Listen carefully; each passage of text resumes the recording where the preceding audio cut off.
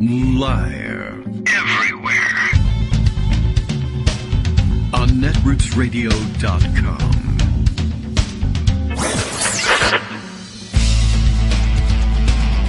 David Waldman. Kagro. In the morning. Now, here's David Waldman. Hey, good morning, everybody. How you doing? That's odd. All right, well, I don't know whether the button just didn't work or whether the microphone's been on this whole time. So, at any rate, well, I'm sure I haven't treated you to anything particularly interesting. As I'm sitting here silently pondering what to tell you about when the microphone turned on, and, well, now you're hearing the process all at once. Okay, well, there's plenty to talk about. I know that much. The raft O Stories has been floating down the river for quite some time, so it looks like at least Greg is prepared to start the show. Me, well, you know, not so much. But, well, we'll get by with a little help, as you know, from all of you, our friends. The Kagro in the Morning radio show is live now, I'm told reliably, every morning by my friend Bill, who's apparently waiting a gigantic snowstorm that will give us about 1 inch of snow down here. But something like possibly 20 inches. Well, you know how they overblow a lot of these things.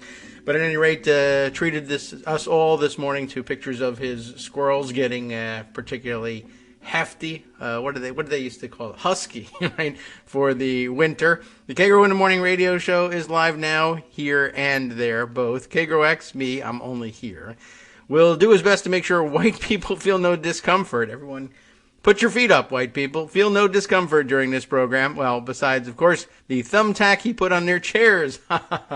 Well, that's why I told you to have a seat. I wanted to make sure that it works. I will, I think, by law be restricted to whoopee cushions and nothing more severe than that, starting soon.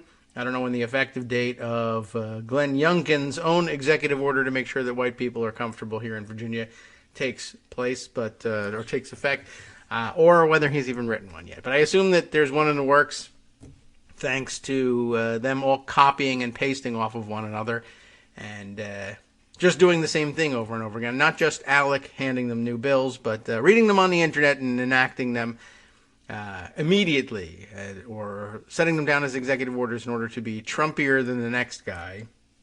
All in preparation for what? I don't know. I know that, you know, I've mentioned a million times that the governor here is term limited to one, at least in terms of consecutive terms.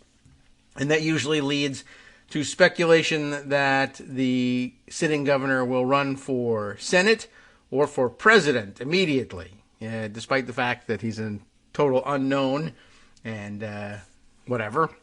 And he's about 15th in line among the Trumpy Republican governors for running for president. But hey, he could be a vice president somewhere. That's the sort of thing that maybe Ron DeSantis or Kristi Noem might need a fleece-vested suburbanite-type person to wear the mask for the administration as vice president, and then, of course, take over in Congress and declare the second term for his president. Although, you know, you got to be careful who you choose as vice president and give them the power to decide who the president is going to be.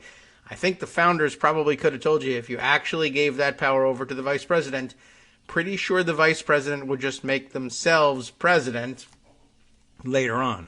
The electoral votes these days, since the mistake involving the taxonomy of the electoral college votes as between Thomas Jefferson and Aaron Burr has been clarified, and now, of course, you cast your electoral votes X number for so-and-so for president and X number, same number, of course, for so-and-so as vice president.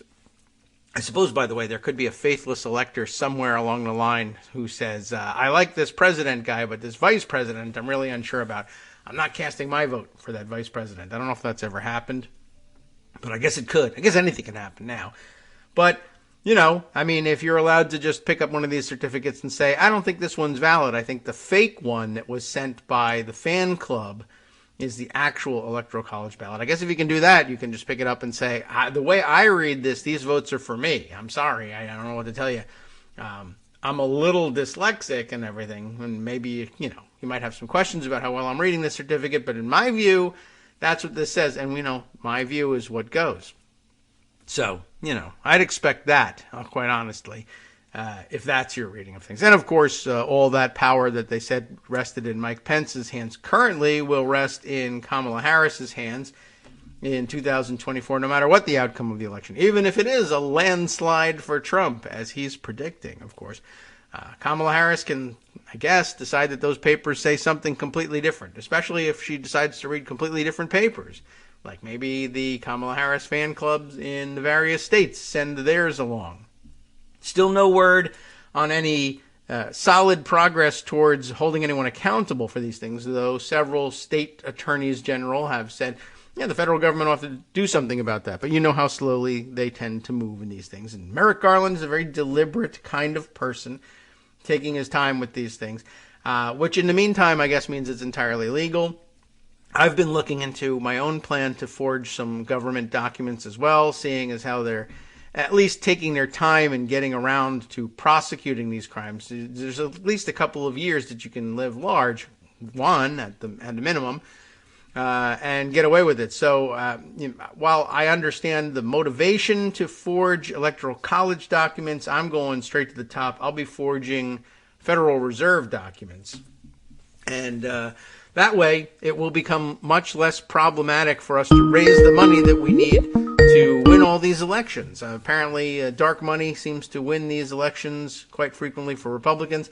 If I can make my own Federal Reserve documents and get away with it for at least a little while, I think I can fund a pushback on the Democratic side. So everybody be on the lookout for my homemade Federal Reserve documents. We'll see how it goes and whether anybody refers it to any federal law enforcement officials or not. I think they have an office that takes care of that stuff, but maybe it's understaffed. I don't know. You never know. They could all be out with COVID, which is as good a segue as any, I suppose, into Greg Dworkin's segment. Greg is here. Good morning. How are you? Good morning. We're doing okay. Okay, good. No COVID today. That's nice. No, I could still smell things. Yeah. Yes, it's a little bit less common with Omicron to lose your sense of smell, but it still happens with COVID. Too bad it's garbage. But, one of the best things to do is just go to the kitchen cabinet and see if you can smell cinnamon. Okay. I mean, you should probably do that anyway, even if you don't think you're sick, because cinnamon's nice. And absolutely. Nutmeg, fresh nutmeg, I guess harvested earlier from the nutmeg state. Any nutmeg growing around you? Have you ever seen it growing either wild or cultivated there? People actually have these roadside stands where they hand it out. When you're going on the highway, you slow down and go over and just get some free nutmeg. That's just like the way a luau, but it only happens when the Yukon women's basketball team is good. I see. The other L word from Hawaii. So you should get that when you arrive at the airport in Connecticut. You get off the plane and they just put a garland of nutmeg, whatever that might look like, around your neck. Yeah. It's better than the garlic. But you know what the other L word in Connecticut is? Well, for Connecticut specifically. Lamont. Oh, yeah, right. He's like the governor. And the reason it's so interesting is because everybody knows Jared Polis is leading the charge for Democrats to get back to normal. Is he? By saying, well, let's just learn to live with this stuff. Well, we are. And for those of you who aren't vaccinated and are making my lives miserable, screw you. Oh, well. And so Jared Polis is famous for saying that. Lamont basically says something similar. And as Rodney Dangerfield says, Lamont gets no respect. But what he's doing is he's basically not doing any mandates, saying it's a good idea to wear masks if you think you need them, but I'm not mandating them. What I am doing is giving you free masks.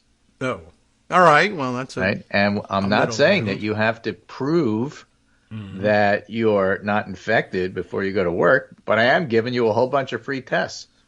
You could find out if you were interested. Yeah, it's actually a really interesting and reasonable approach. And there's not too much concern about it, and people aren't overreacting to it, and they sort of kind of like it. And that's why it's funny that Trumpy Bob Stefanowski, who wants to do a rematch with Lamont for governor, really is going to have a hard time because people sort of kind of like Lamont's approach. Well, that's the way they should handle it then. They'll put him on the ballot, and you don't have to vote for him. But if you want to, you can.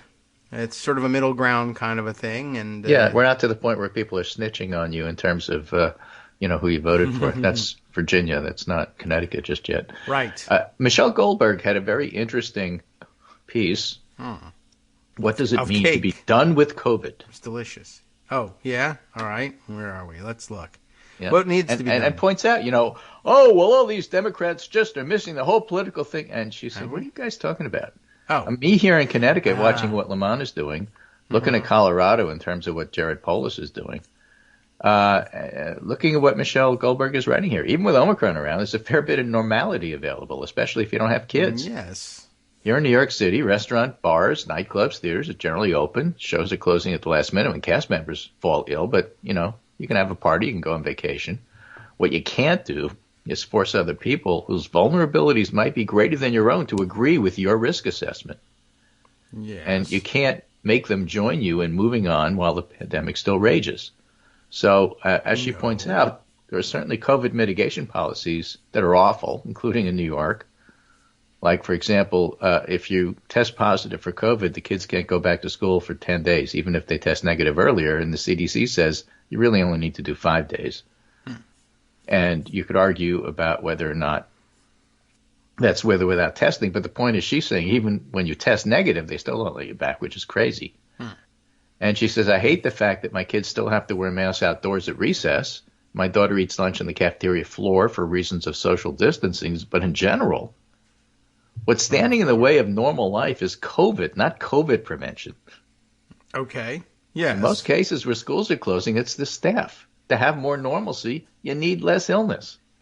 That seems like a formula I could get behind. Right? And that means doing all the things public health people drone on about, like getting people vaccinated. Oh, I see. Now I don't like it anymore. Right? Yeah. So it's still pretty clear. I thought it was just gonna be automatic. Omicron reduces the risk of infection as well as hospitalization. It's just that the hospitalization is really dramatic. Okay.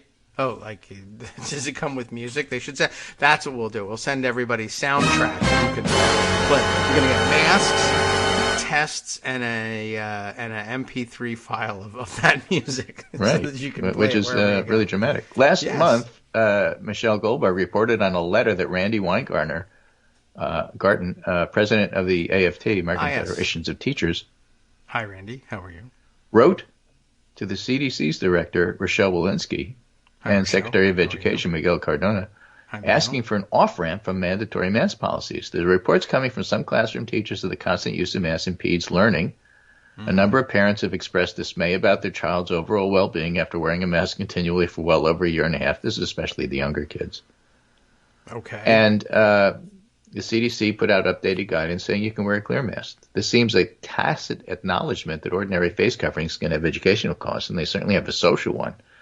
But I can't imagine, she writes, advocating an end to school masking right now when those who work in schools are being infected in such huge numbers. The substitute shortage is so bad that parents and in New Mexico, members of the National Guard are being asked to fill in. This isn't a problem that can be fixed with an attitude adjustment. So, that's the background for a lot of this stuff, which has such a stupid response. And a lot of this stupid response is upper middle class white pundits who are saying, well, Democrats just don't understand that you have to get over this. Yes, right. Well, that's very brave of you. What are you talking about? Yeah, well, I don't know what this is, and I know partly of what it is. Oh, okay. And I'll get to that in a minute with a really interesting non-white approach to looking at this. Really? Which is quite fascinating. But first, let's do what's actually going on. This is in the British Medical Journal, otherwise known as the BMJ. Oh, okay. British Medical Journal. That's very simplistic. That and Lancet are the two leading British journals in New England medicine here. Fancy sounding. Working in healthcare right now means being asked to do the impossible and then being abandoned to our inevitable failure. Unless you think it's written by a Brit, it's actually written by Esther Chu, who's an emergency physician here in the U.S. The single worst stressor on healthcare workers is the gap between what their patients need and what they can deliver. Okay. News media has been insistently describing the Omicron variant as mild, but that's scarcely a consolation in many parts of the world, where hospitalization for COVID has surged to January 2021 levels. The National Guard's been called in to relieve overwhelmed hospitals in at least 10 states. I guess they have to abandon teaching to go to the hospitals. Right. Well, they teach in the morning, like kindergarten, and then they go to the hospital in the afternoon, and then they switch. Sounds like an Arnie Schwarzenegger movie. Similarly, in London, the military have been deployed to NHS hospitals, and in a rare explicit acknowledgement that usual safety and quality standards could no longer be maintained, the District of Columbia Hospital Association in Washington submitted a written request to the mayor to waive healthcare practitioners' liability during this time. Mm-hmm. The letter also asked for healthcare practitioners to be allowed to practice beyond the scope of their license and for flexibility around staff-to-patient ratios. Measures that inevitably lead to lapses in care. What kind of... Mm-hmm. Well, I'm sure they have something specific. Well, if you have one nurse taking care of 30 patients, somebody's going to get... That I understand. But yeah, like what about the beyond the license thing? Like they want to be an architect too? What's the story? Well, that's how you can put a pediatric pulmonologist in the adult ICU and say, hope for the best. Okay, I got you. That sort of licensing. All right, as opposed to... Yeah, okay, I can see that. Because then otherwise I could solve the teacher issue for you. Everybody's a teacher. Just pretend they're big kids and, hope they don't have any, like, adult things, like heart attacks. Mm-hmm. All right. Well, if you do, that's on your own time. Everybody is... In a recent Kaiser Health News podcast about the healthcare response to the latest COVID surge, the host, Julie Rovner, posed the question, is there a possibility that our health system just stops functioning? Oh, yeah, I was right. I predicted. Yes, there's a possibility. Sure. A second journalist was optimistic. Wow. Well, we've been through this several times, so I think we'll make it. And I heard in the comment a familiar, complacent confidence in the emergency healthcare system, of which, of course, the author is a part of. A social service that's predictably and thus forgettably always there, like public health itself. Okay. Right? Stays comfortably buried in one's subconsciousness, only rising to the surface if they need us. But the current crisis should dispel the illusion that any aspect of emergency care is guaranteed. She basically brings up the point that this is exposing all the problems that the healthcare system has, just as Omicron is pointing out all the problems the schools have. If you underfund and understaff them and then you have a crisis, they can't cope.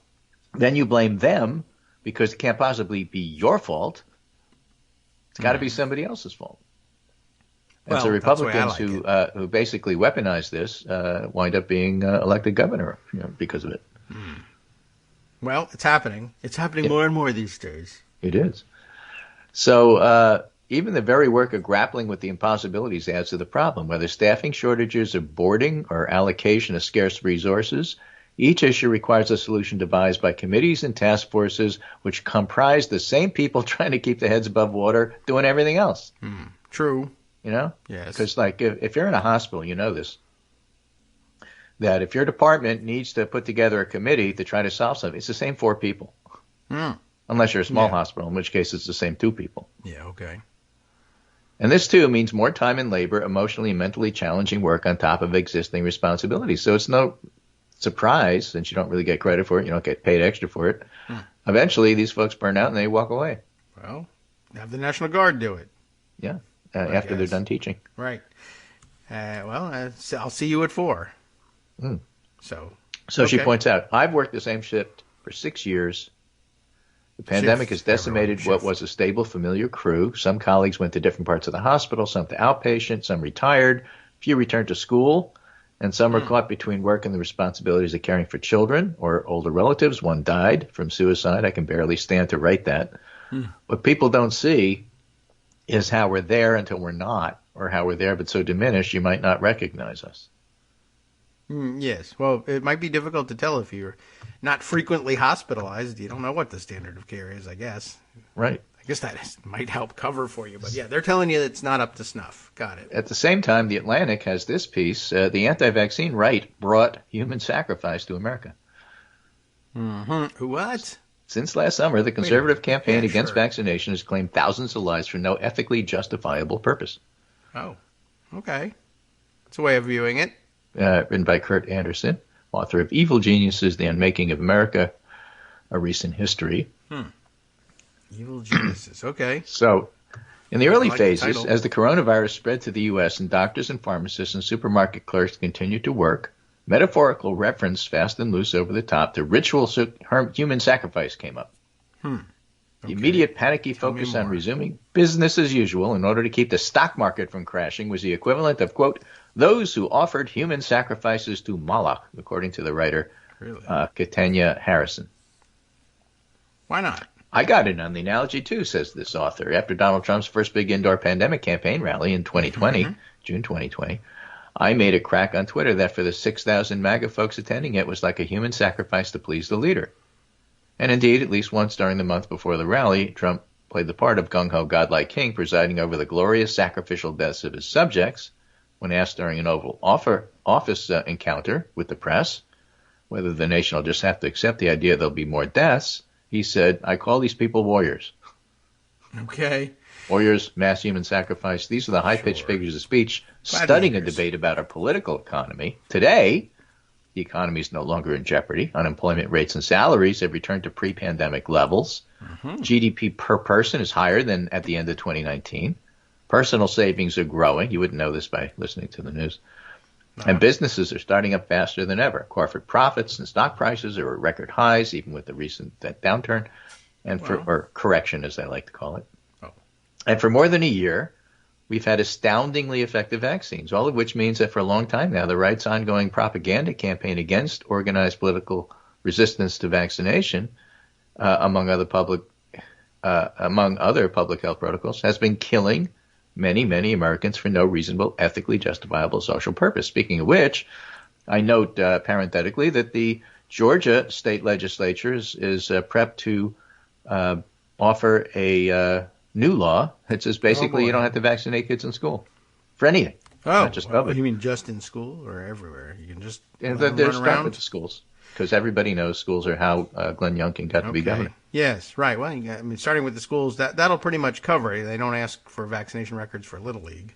Right. In other words, what we've experienced certainly since the middle of 2021 is literally ritual human sacrifice on a mass scale. The real thing. Well, comparable to the innumerable ghastly historical versions. The economy says it's working. So the economic gods say, keep sacrificing. Right. I guess. And as this author says, as I surveyed the anthropological literature, I was struck again and again by how well the scholarship describes the factors responsible for the thousands of deaths of Americans each month.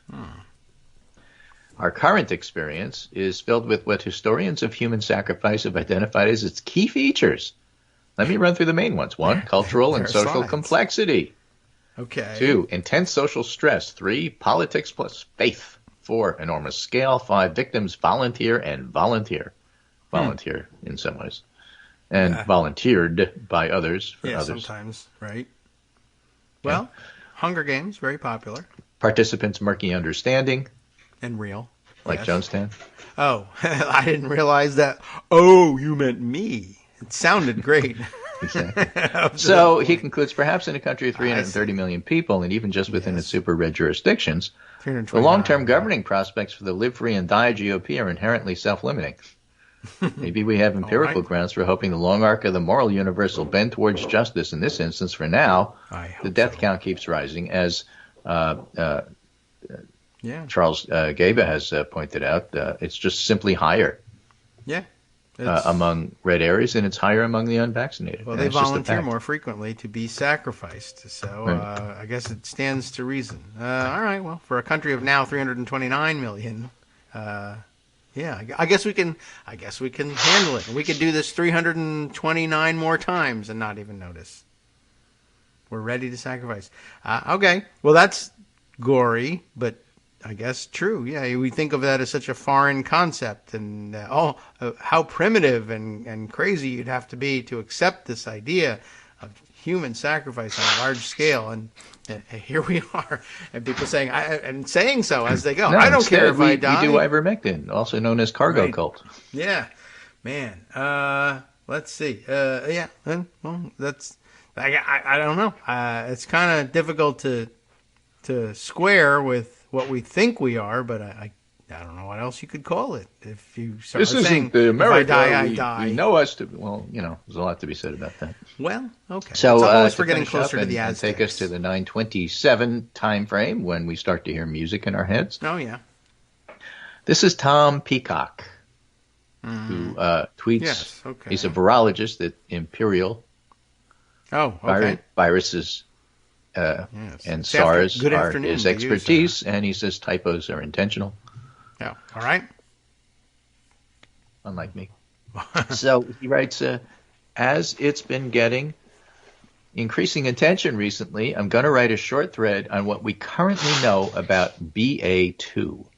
Ah, okay. What's BA2? What's it doing? Should we be concerned? Well, what is it? It's a sister lineage to BA1, who is known as Omicron. Okay. BA1 Currently, both is Omicron. lineages are defined as Omicron. All right. Shares a lot of mutations, has a lot of mutations on its own. It's in a lot of countries. Yes. And unfortunately, that's where the evidence mostly ends, he writes. We don't currently have a strong handle on antigenicity, severity, transmissibility. He's not that worried about it.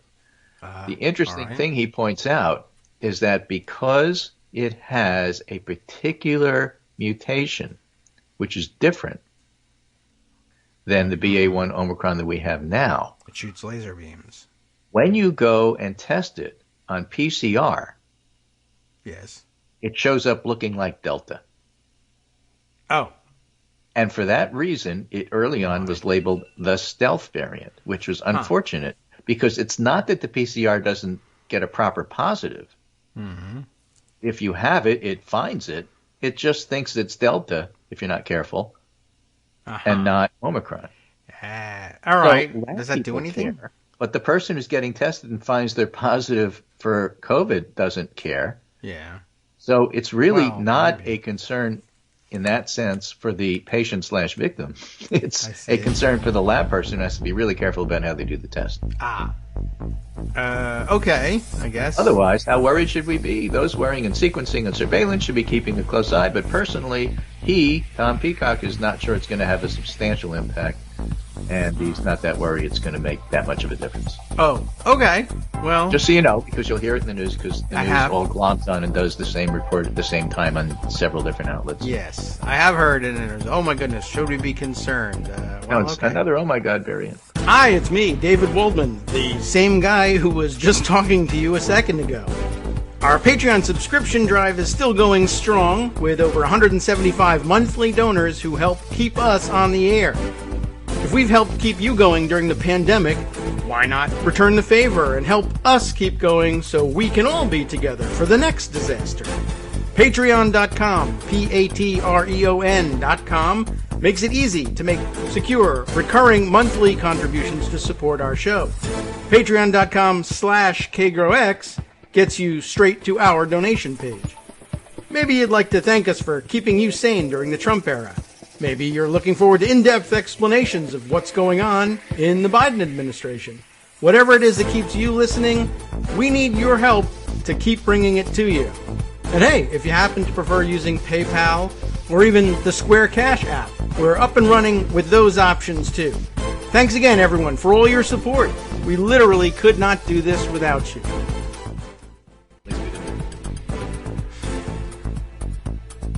All right, welcome back now to the Kagro in the Morning Show here on Netroots Radio. We had great fun at the expense of the French during the break. Not that they've done anything wrong in particular, but I just happened to note they didn't do anything wrong. We just pretended to be they're doing Brits. Fine.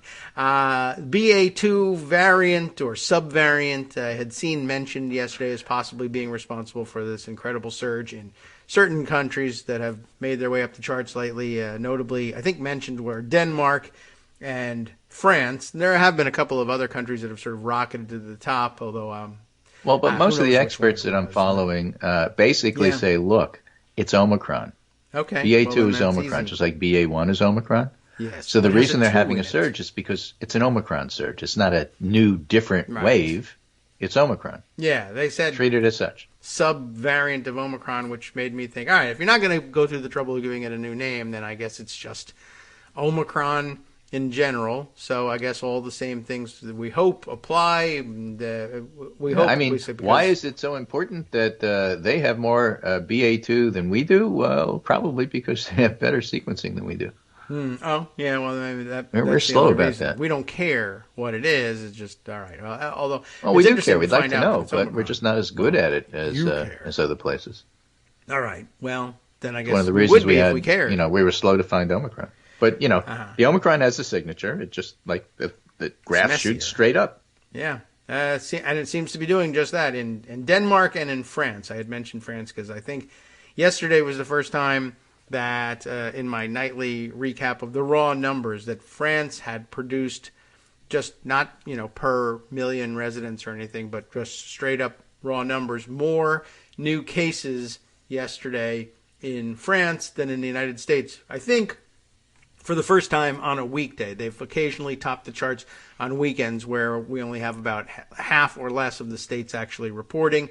But believe it or not, the French working hard over the weekend, or at least working the same way they work during the week in terms of collecting those numbers. But I think they topped 500,000 cases for the first time in France. And Denmark, well, there's always something rotten there. So they just happen to have found their way to the top of the charts. But a lot of countries that have avoided posting large enough numbers to gain notice in my nightly recap are finding their way into the nightly charts. So this new subvariant of Omicron perhaps is responsible. But all right, we don't have to study for new symptoms or anything weird. You can generally think of it as Omicron until somebody in some medical journal tells us different. In the meantime, wear a mask and get vaccinated. Same advice. Right. Now, if you are looking at active cases in the U.S., I am right now. They go up, but we seem to have peaked. If you look at daily new cases in the U.S. on the Worldometer scale, for example, all right, it seems pretty clear that we've peaked and are starting to drop. But as I pointed out the other day, there's 50 pandemics, so that's not true everywhere. Yes. And there's certainly places that are starting to go up, even as places like New York, Chicago, and Boston are going down. That's right. What I find so annoying right now, I just find it jarringly horrible, human sacrifice. Yeah. That people still talk down vaccines and boosters. But what I find horrible, and just I don't get, are all the pundits saying, well, the Democrats have a problem because tribally they all want people to go with the pandemic forever. Whereas Republicans have their own problem because they're just denying it, and so, of course, it's killing them. Yes, but both sides, and I look at this and say, what are you talking about? We just talked about Jared Polis and Ned Lamont. What are you talking about Democrats in terms of, trying to prolong the pandemic or somehow saying we refuse to move or it's tribal for me to wear a mask? That's a stupid thing to say. Sure, of course. Why are you saying it? And I can't nail down any of the people who are saying it, why they're saying it. I don't know. I think Leonard had a newsletter about it, but none of it made any sense. Yeah, it's I don't know, contrarianism standing apart from. Well, I'm the Democratic pundit with the difference. I agree with you that that we should be totally over it and shouldn't wear a mask, and then they'll get COVID and then stop writing for a little while. And I don't know. I'm not certain why it's so attractive to them to prove that they're more like the idiots who are actually perpetuating the pandemic by refusing vaccine and masks to say, well, okay, I'm getting vaccinated, but I refuse to wear this mask. I don't know. I just don't find it that limiting. I don't know what restrictions they're talking about. In the early days of the pandemic when we were in lockdown, people probably would have thought it was crazy to go to, 5 different stores over the weekend to do your errands. But it's a fairly normal thing to do now. If you're vaccinated and wearing a mask, it's like, okay, I'll just go conduct my regular business. I will opt not to go to the movies or eat a dinner out at a restaurant, dining inside. But other than that, it's not getting in the way of life. But I don't know. Here's New York an pundits, interesting if you perspective. can't go to a restaurant, it's a disaster. Yeah. Yeah. That I just want to offer because often we don't see it. And I'm not doing it because I'm an expert on it. I just thought it was fascinating. Oh, all right. It appears in Logic magazine. And the title of the piece is Disinfo Studies. And it's a profile of Andre Brock Jr. on why people do what they do on the Internet. Okay. And talks a lot about the development historically of the black Internet, which has a very long history. Mm-hmm. AfroNet, BBS Network, Net Noir, an AOL-based portal devoted to Afrocentric material in the mid-'90s. Oh. Today, you can find black Twitter, black Instagram, black YouTube, different channels. Wherever there are black people, yes. What would it mean to see black digital practices in all their diversity? As creative, joyful, affirming, what if the black Internet offers a standpoint from which the rest of the Internet can be seen and critiqued more clearly? These are some of the questions that guide the work of Andre Brock Jr., Associate Professor of Black Digital Studies at Georgia Institute of Technology, and the author of Distributed Blackness, African American Cyberculture. Wow. Okay. It's interesting. And of course, probably banned in Virginia. Yes, Can't right. teach this. Well, it makes white internet people feel bad. And that's really his point. First question, how do you see the state of mis or disinformation research? What do you think is missing from the conversation? And he says, disinformation is only perceived as bad when it serves to disrupt the interests of whiteness and white power. White power sounds strong, but hear me out, it fits. During Reconstruction, the country found all sorts of creative ways to keep black folk from the polls, up to and including murder. That wasn't a problem. Okay. Yeah, right? The boys documented this extensively in Black Reconstruction, but misinformation against non-whites is typically a footnote in history texts and media reports. And when disinformation campaigns began to surface in the mid-2000s around Gamergate or troll farms attacking Black Lives Matter, that wasn't considered worthy of research. Okay, but if you start doing things that disrupt, I don't know, white parents in schools, he doesn't specifically say this, but I'm saying, okay, all of a sudden, disinformation is a real problem. Huh? Well, okay, yeah. Right? For example, he says, reporting on the 2016 presidential election first framed voters as having economic anxiety. They weren't white. They were economically anxious. Sure. Heard a lot folks began to find out that, economics wasn't really necessarily the cause. They were rallying around xenophobia, anti-intellectualism, and anti-big government. Yeah. And misinformation research is largely conducted by white folk, and their concerns reify this anxiety about the disruptive power of social media against the interests of white folk. Yes, I guess so. Reporting on black vaccine hesitancies focused on Tuskegee, leaving aside the fact that Tuskegee was a complete inverse of what we're seeing with COVID. It was an experiment where treatment for syphilis was withheld, where the racial disparities in COVID rates primarily reflects availability and access, not hesitancy. The reporting has omitted how many of the pandemic conspiracy theories circulating in black communities are tied to anti-Semitic conspiracy theories. Do you remember that right in the beginning of the shelter-in-place orders, Nick Cannon came out repeating anti-Semitic crap from Farrakhan about the Caucasoids descending from the mountain, for example. They're talking about disinformation and how when it's focused in the black community, it looks different. Okay. Yes. And, it's just a fascinating look with a different facet of the same problem. And, he points out black folk have contended with internal disinformation forever. And, it's a different way of looking at the same thing. Just look at it from a different lens. Set aside your disbelief or skepticism and don't read it to be confrontational.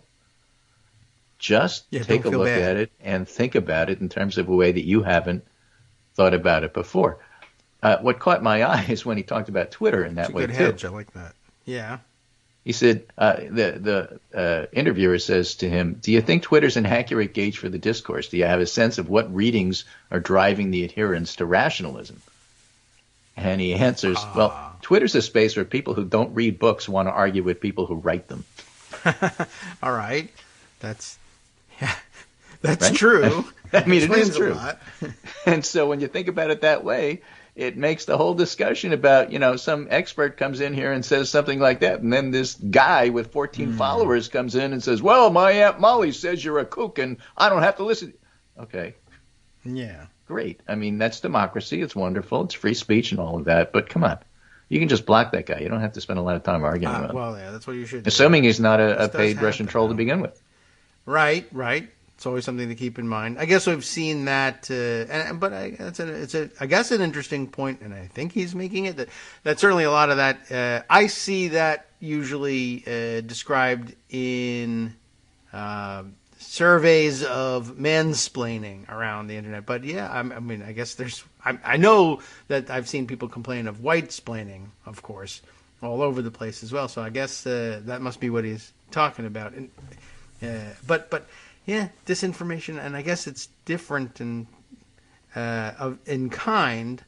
Although there was a lot of reports early on when we were still paying attention to Russian disinformation affecting the election. There was certainly a lot. They did take their time to single out and practice disinformation techniques in the black community that they thought would work there, although they didn't speak the language as well as they thought they did. I mean, you can usually tell Russians infiltrating, the low-rent versions of them. You can tell just by their lack of command of the language, the awkwardness, in love with the shape of Texas, for instance, sort of things.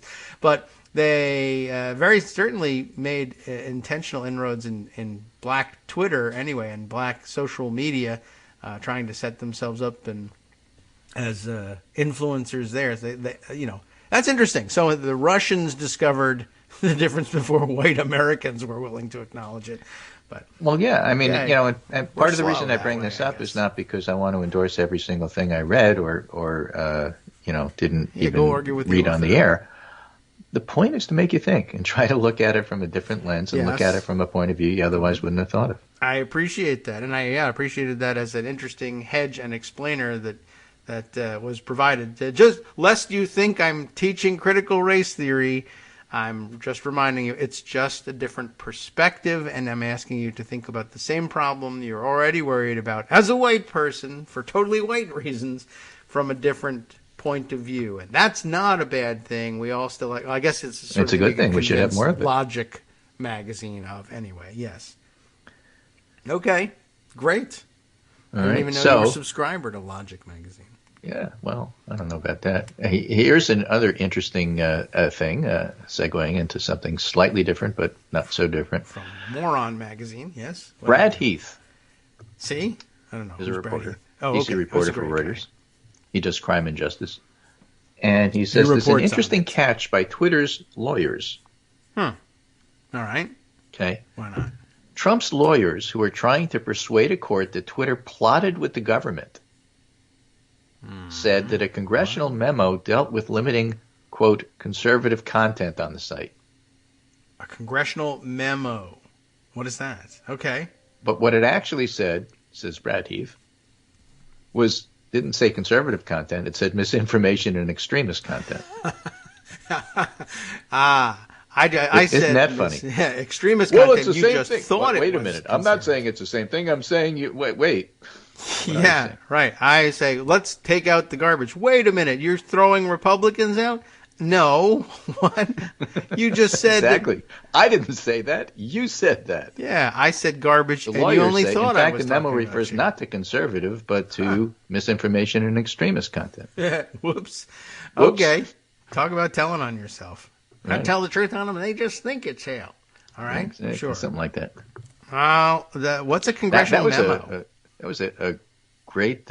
yeah, that's funny. Yeah. Well, who said that out there? I just want you to know you're guilty, sir. I like that. Oh, well, did it come out as LBJ? I don't know. Anyway, WFTV9 in Florida says Orange County. Whenever they say Orange County, which Orange County are we talking about here? Yeah. Like a number of them. Right. Not Orange County, California. Orange County, Florida. Florida. All right. Health Director Dr. Raul Pino placed on administrative leave. Mm-hmm. Bye. After he sent an email on January 4th to Orange County Department of Health staff about employee COVID vaccine rates. He wrote, he had an analyst run vaccination data for employees, and that out of the 568 active staff, this is in Florida, only 77 had received a booster, 219 had 2 doses, 34 had only 1. And he wrote, and I quote, I am sorry, but in the absence of reasonable and real reasons, it's irresponsible not to get vaccinated. We've been at this for 2 years. We're the first to give vaccines to the masses. We've done more than 300,000, and we're not even at 50%. That's pathetic. So they put him on leave. Sorry. You're sorry now. So, so asking people as health department workers, please. Well, it's a personal medical choice, says his bosses. No. Well, the Florida Department of Health is conducting an inquiry to determine if any laws were broken. And if not, we'll write one that he would have broken. Sure. You know, that's happening while this is from the Daily Mail in the UK because, like, who covers Virginia better than the Daily Mail? Oh, New Virginia Governor Glenn Youngkin launches tip line to report educators for teaching divisive subjects after signing order banning critical race theory. The tip line is specifically for parents to come forward and report any state schools they believe to be behaving objectionably. Oh, I can think of a few. Sure. Right. Virginia Tech beat us. They're behaving objectionably. All right. Yeah, I'm sure they'll get only solid tips there. Well, what if black parents call and say, we find that the school system is behaving objectionably? No, not that kind. Well, that's the point of trying to look at things from a different facet and different perspective than what you thought you were doing. Yes. Right. Oh, they're making parents feel uncomfortable. Well, yeah, that's because they're not teaching about Martin Luther King. Yeah. Well, I mentioned this yesterday. It says so. I mean, you just passed an order telling us that we're supposed to do this, so we're doing this. You gave me the phone number, right? I mentioned the idea yesterday, or the tip line, and Athena had just chimed in. Athena 5000, via Twitter, saying, "You don't think black people can use this new law?" Well, there's a quote here. It says, "If there's one thing that hopefully everybody heard in November, it's that it's time to listen to parents." Yes. Well, what if black and white parents call this tip line and say, "Governor, you're a clown. It's time you listen to us. We're parents." No, you're not. We have 2 votes, not 1, because we're more important because you said so. Right. Well, he only meant, as is frequently said, the white is silent here. We meant white something parents. Like that. So that challenge by Fairfax, Loudoun, and other places is still in court, right? It just got there. But they didn't get an injunction. No, I don't think so. I haven't seen that reported yet. But that doesn't take a while. I mean, the merits of the case may take a while, but injunction, non-injunction is a relatively fast decision. But as you were talking about at the very top of the show, sometimes it's slow. They move slowly. Yeah. For an injunction, you should be able to get pretty quick reaction, and maybe by the end of the week we'll hear whether there's whether they think an injunction is even necessary or not. But we should have some kind of ruling by the end of the week. And in the meantime, Youngkin and Lieutenant Governor Sears he's given it to her as her job to go around threatening people and say, we might reduce your funding for your school system because of how we ran so hard on making education better. We're going to withhold when money. DeSantis tried that, a reminder to everybody, Biden and the feds just funded them. Yeah. So it didn't work out the way that they intended. Not that was such a simple open and shut case there, but still, the threat isn't quite the threat that they think it is. Yeah, well, I hope it does work out that way, and they can, I hope they never come to the conclusion that they should even try it, but I don't see how Trumpy people wouldn't try it and lose. They don't care. They just want to be able to go to a rally and say, well, I tried. Speaking of which, James Downey has a very interesting piece in the Washington Post today. Kristi Noem personifies the Republican Party's problem. Okay. I mean, she's a woman of action, he says. She's kept her state open during the pandemic, despite its running well above the national average in COVID deaths per capita. Open for burials. Anyway. Ignoring concerns about civilian oversight of the military, she deployed 50 National Guard troops to the southern U.S. border. And when a state agency denied her daughter's application to be a real estate appraiser, Noem summoned the agency's head for a meeting. Yeah. After that, her daughter's application was somehow approved. And the agency director was asked to resign. Yes. So with a resume like that, it's no surprise Noem has an eye on the presidency. And as you pointed out for Youngkin, these really aren't presidency moves, they're vice presidency moves. Because right now, the only 2 people that people are interested in the Republican primary are Trump, who leads by a long margin, and Ron DeSantis, which is, again, interesting because you can't look at DeSantis as maneuvering to be vice president because Trump hates him. Oh, yeah. I guess that's a thought. I mean, it's not going to happen. DeSantis would never be his VP. Trump wants somebody who's totally subservient and looks at him like Mike Pence looks at him. Yeah, and even he was... that's why it won't be Nikki Haley, and that's why it won't be Ron DeSantis. But her interview on Fox News Sunday showcased an issue that dogs Noem, and indeed the Republican Party as a whole. And, this was the interview where she said, 41%. I'm just going to keep doing the same thing I'm doing now. Right, which is nothing. Okay. Or worse. And indeed, Noam echoes not just Glenn Youngkin, but other Republican hopefuls such as Ted Cruz, Mike Pence, Ron DeSantis. In all cases, the policies and principles don't matter. What matters is Republican voter approval. Sure. Okay. And so basically, there are many reasons Trump rose to prominence in the past decade, why this wannabe authoritarian easily took over one of the two major parties and just as easily has held on despite losing. Noam, Youngkin, Cruz, DeSantis, and so on personify a key factor that gets lost in the shuffle. Aside from Trump, the party's most prominent figures are willingly empty vessels, campaign in a box, as you might call it, in thrall to the GOP base. Yeah. So the thing is that James Downey says out loud what other reporters just dance around. The biggest problem in the United States right now are GOP voters. Okay. It's the GOP base. They're terrible. And if you pander to them, you're going to be terrible, whether you believe it or not, whether you believe in what you're saying or not, whether you believe the things that you're saying or not. And that is by far the biggest problem we have right now. And since reporters can't or won't identify voters as the problem because that's not allowed, nobody talks about it. Well, Downey did. He went there. Okay. Well, congratulations. That's right. good. In 2022, there's no alternative to Trump in sight, only a series of toadies who want the voters to tell them what to do. In the short term, the pandemic and inflation may paper over these challenges, but U.S. history shows us political parties can't last purely as personality cults. But then again, as John Maynard Keynes said, in the long run, we're dead. Right. So who cares in the end? And that's I guess how the head of the cult of personality will view it. But it doesn't matter. In the end, we're dead anyway. Nobody's going to argue about who said it. Well, right. Not it's probably LBJ.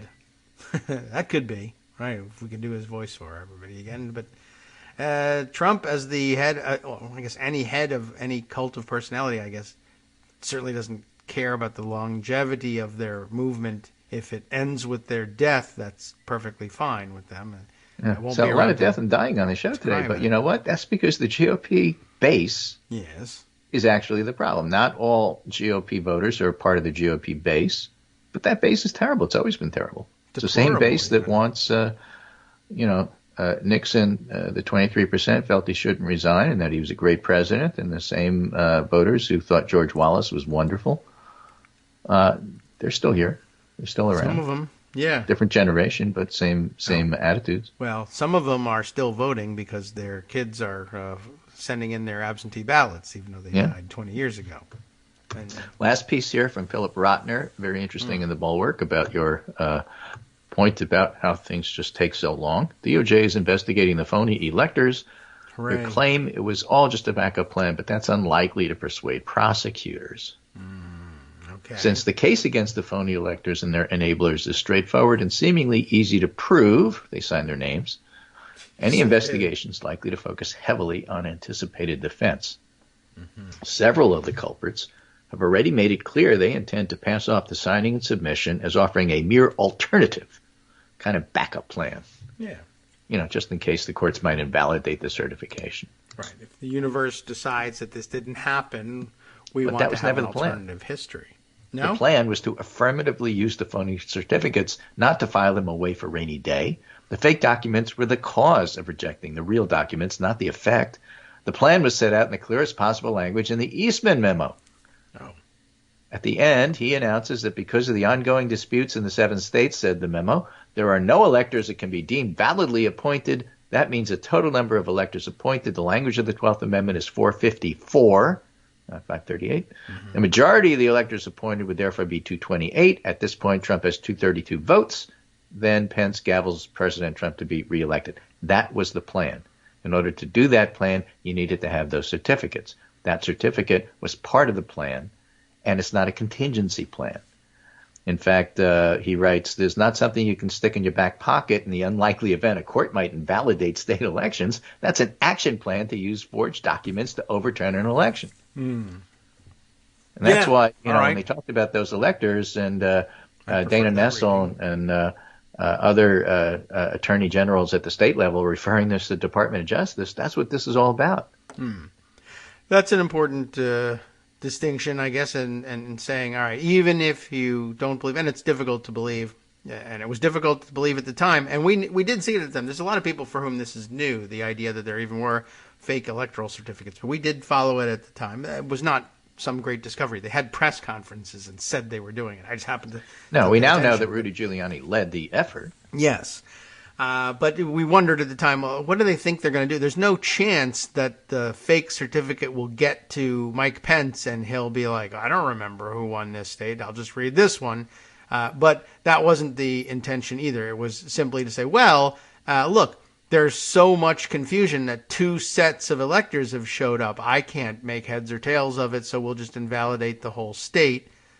Right, just as so that was the Eastman plan for it. It was never a plan that anybody was going to mistakenly read it or even say, I think the election was stolen in Wisconsin, so I'm just going to read the Republican electors aloud instead. That wasn't that so much as, well, look, some people say, some say this, some say that. Who's to say who has a monopoly on truth here? Why don't we just do the only fair thing and just say neither one of you count? And we'll just throw it to the House. Yeah. So only those at the very bottom of the chain of command, the pseudo-electors themselves, might have some basis to assert it was just a backup defense. Giuliani won't. Eastman won't. Yeah, well, they read the memo and they Trump wrote the won't. memo. Right. I'm sure he didn't read the memo or understand the memo. Well, he can't read. Right. And he doesn't understand anything, but that's not going to be a defense. I don't even know if it really works for the electors, but I guess they're the only ones that even have a shot at saying, that's what he's saying. Yeah. That's what this attorney who's trying to analyze this is saying. As long as we're maybe a shot the people at at the very bottom might have them? a shot at that, but nobody else does. Maybe, but they are also, I mean, the reason that they are electors is that they are prominent politicians in those states, and they probably know much, much better than they're letting on. So I don't know how much time they'll spend investigating that, but that's okay too, really, honestly. If they say, all right, we might have to let these small fry go and hang Giuliani, okay by me. I'm good with that. And so are you. I speak for you in saying, yes, that's the final word. Goodbye. And we'll see you on Thursday, because that's tomorrow. Thanks, Greg.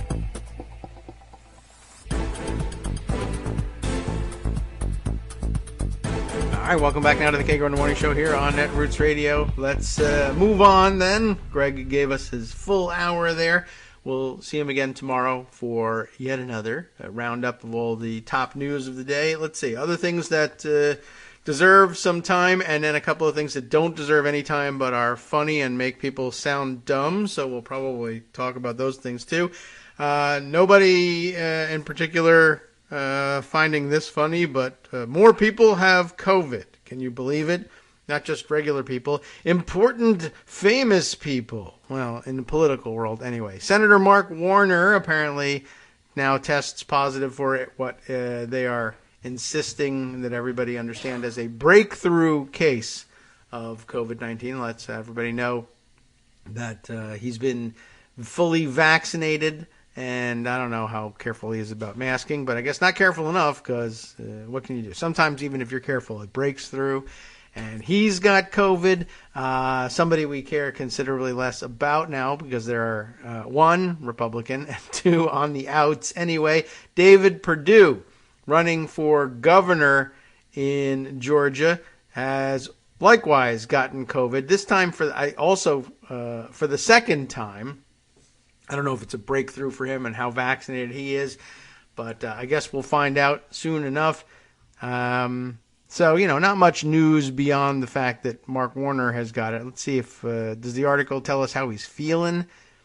I think they're both sort of asymptomatic. I think Perdue is not a anti-vaxxer and not likely to cater to them. I mean, he'll cater to the anti-vaxxers, I guess, if they'll vote for him, but I don't think he's been loudmouthed or even mealy-mouthed about vaccines. I don't know. But at any rate, Mark Warner is who we'll focus on first. Let's see. I have the WAVY News, Wavy News report on this by Emma North. They announced Tuesday evening that the senator has a breakthrough case of COVID-19. What did I see? Somebody on the web, when I went searching for a an article that I could use just, for a link on this. I guess some news aggregator somewhere that looked like maybe a foreign news aggregator that I didn't know what to make of the word breakthrough, I guess. And had,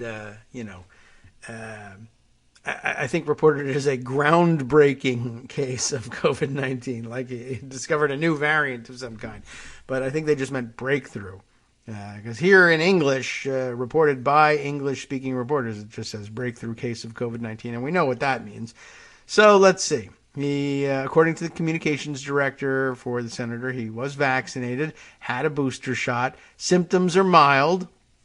He'll be working from home during his isolation period. And that's basically it. Then a reminder at the end, as is responsible, that if you're in Virginia and don't have your full set of vaccines yet, you can go and get them, and you should. And here's what you should call to make an appointment for yourself and get to it. Or as Greg likes to say, God, get the vaccine already, you fucks. Yes, right. So you should get to that, you Virginian effing Fs. If you're outside of Virginia, well, WAVY News doesn't give a damn about you one way or the other, I guess. But if you're going to visit Virginia, I suppose you might be able to sign up for a vaccine that way too.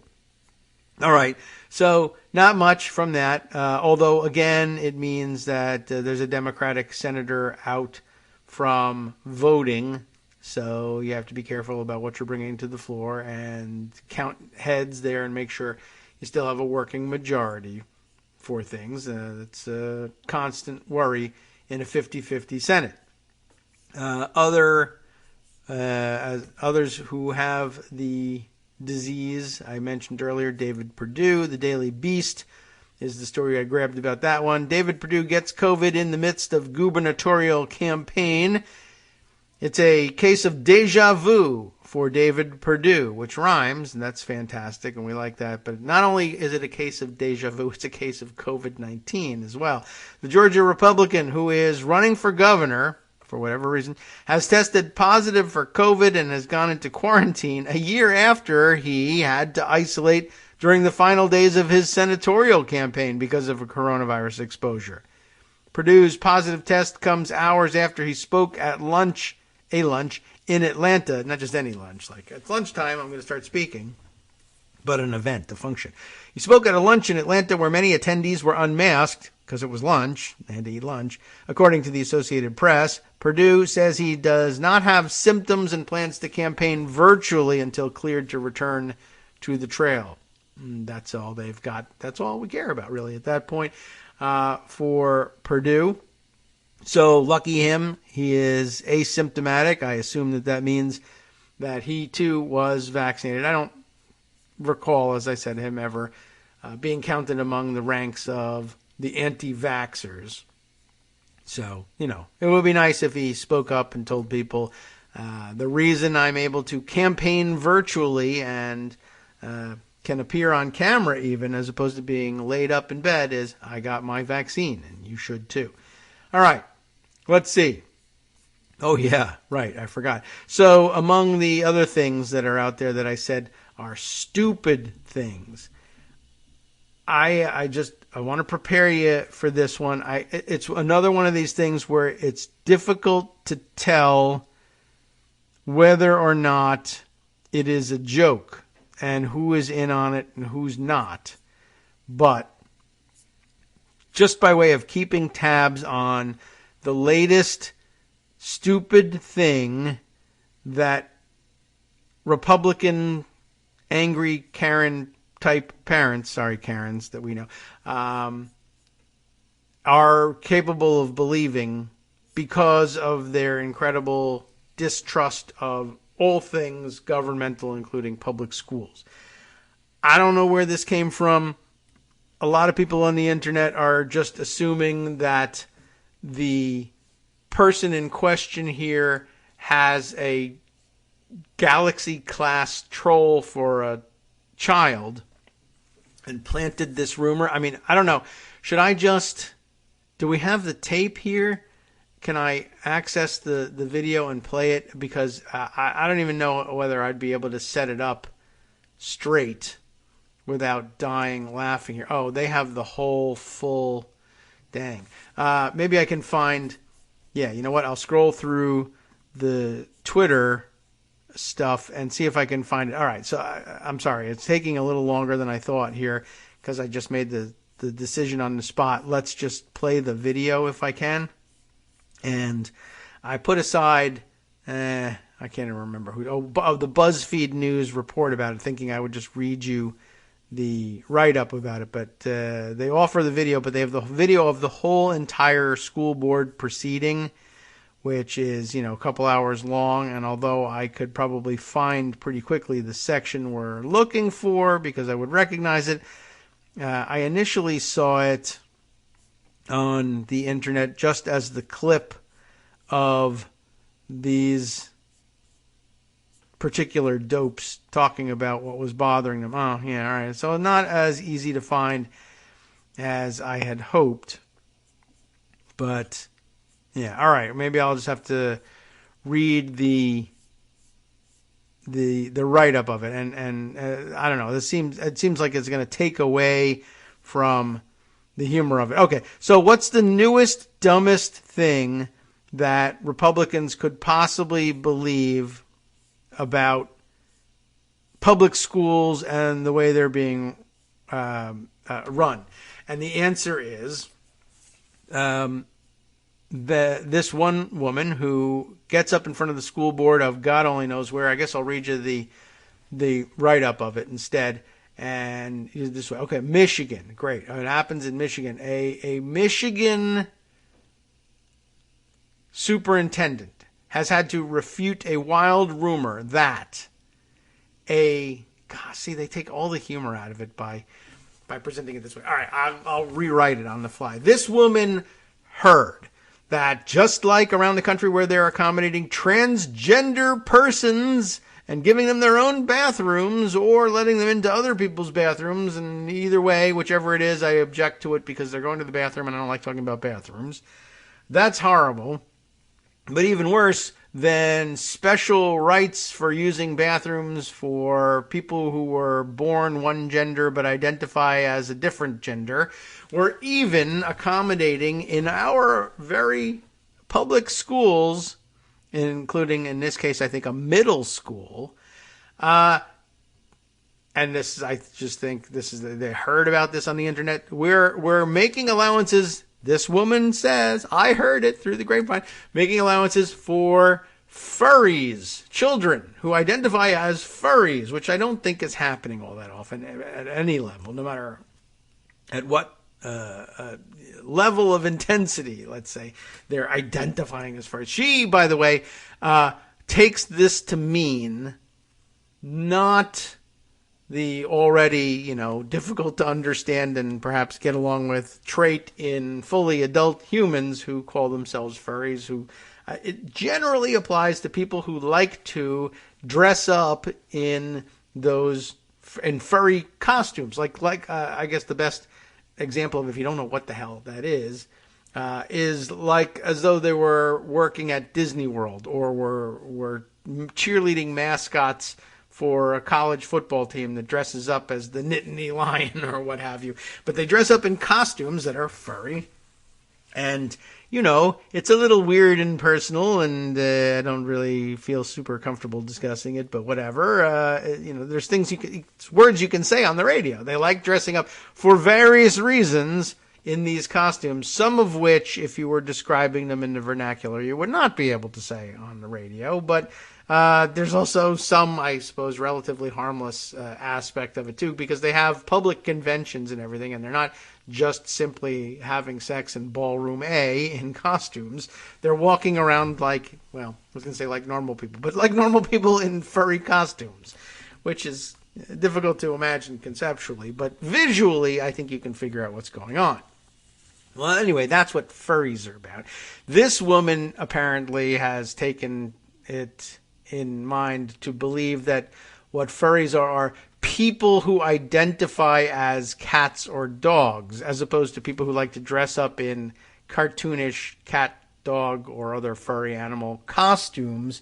and for the most part probably can distinguish between real life and their fantasy life. I am a person who likes dressing up in furry costumes, and when I'm in the furry costume, I pretend I'm that costume, not someone who identifies as that being in my daily life, such that I require a separate bathroom. And this is where we finally get around to it. This woman believes, through, I have to assume, a brilliant troll of a child, that the school system is placing litter boxes in school bathrooms for students who identify as cats. That's what she has come to believe. This, a product, I guess, of most likely some inferior schooling in the past. The critical thinking skills, I think, have gone a little bit out the window here. But she's very upset, and she just wants everybody at the school board to know she's going to be, ready for this, doing her own research, I guess, in order to find out more. Yeah, more of her, we're back to that. More of your own research. I don't know where that research is going to go. I don't want to see what comes up in Google when she searches it. But she's pretty certain that it's totally true, even though what she really came there to speak about was mask mandates. And then she switches in the middle of her 3 minutes time of time that's allotted to her to speak before the school board, proceeds to address that. Now, it mutated. There's a BA2 subvariant of this already circulating on the internet. This one embodied in the tweet of Michelle Evans for Texas, whoever that is. Michelle doesn't tell us very much about herself in her profile, but she tries to by tweeting as Thinker Michelle. Not much of a thinker, maybe a fantastic Michelle, not so great as a thinker unless this is some kind of a joke, but she's responding to Michael Quinn Sullivan, who I think tweeted around the video he found of the Michigan woman complaining about the litter boxes and telling everybody this was totally true. Michelle has an addition to this. She says that cafeteria tables are being lowered in certain Round Rock Independent School District down in Texas. I think it's, because she's Michelle Evans for Texas. In Round Rock ISD middle and high schools, cafeteria tables are being lowered so to allow the furries to more easily eat without utensils or their hands, i.e. like a dog eats from a bowl. This too, very likely not actually going on. And I guess one of the biggest tip-offs that it's not actually going on is it's so effing stupid that it couldn't possibly be happening, and only an idiot would believe it and pass it on the internet. But also, I guess on top of that, you could say, well, gee whiz, technically speaking, furries aren't people who identify as personally as being cats or dogs. They are people who derive their enjoyment of whatever kind from wearing the costumes, which itself implies that they recognize that I'm not this thing. I have to put on the costume in order to pretend I am this thing, but I derive the specific pleasure from the costume itself and not from pretending that I, need heartworm medication or should wear a flea collar. Anyway, that's where we are in America. Another indication of just how far gone we are, I suppose, and how stupid things are getting. Over the weekend, I also saw the another leading indicator of this that came in the form of, did I put this tweet away? Of somebody just saying, observing rather pithily that, we may be just too dumb to survive at this point, because they were passing around. Now, I didn't pocket it, but we could search through the timeline and try to find it. But basically, the latest in urine therapy practices, I guess. I don't know. I mean, we learned about the people who were drinking pee, their own, in order to deal with COVID. And then people who were drinking other people's pee in order to deal with COVID. And apparently among the practices that these people are willing to indulge in is, we read about the one person who was pouring bottles of pee up his nose. That was kind of surprising. And I guess it's a short leap, like literally fairly short leap there from pouring it up your nose to pouring it in your eyes. Though, again, that just feels like one of the uncomfortable sorts of practices that common sense would tell you to stay away from. But in case the common sense part didn't do it, we have the report of some individual who, may or may not be telling the truth. I guess it's just like the furry thing. They could be just putting it out there to see whether people are stupid enough to believe it. But this person asking on the urine therapy message boards on social media, hey, I've been pouring urine in my eyes and also leaving an open cup of fresh urine and all the irritants contained therein under my eyes and letting the vapors irritate, for whatever reason, my eyes for several minutes. And I'm having this weird reaction. They're turning red and discharging pus. And I was just wondering, is anybody else having this problem? And you'd think that would be the end of it. And maybe there are some people who responded to the message by saying, oh, you're doing it wrong. Don't put the pee in your eyes. And the fact that your eyes are turning red and discharging pus is an indication that you have an infection in your eyes. And it's likely the urine that you're pouring in there that's causing it. But no, somebody takes it a step further. And again, don't know whether that's somebody trolling that person or somebody this far gone who makes certain to tell them, no. The redness and pus is the indication that it's working. That's called detox. Keep doing it with fresh urine and the redness and discharge will stop. That's bad advice.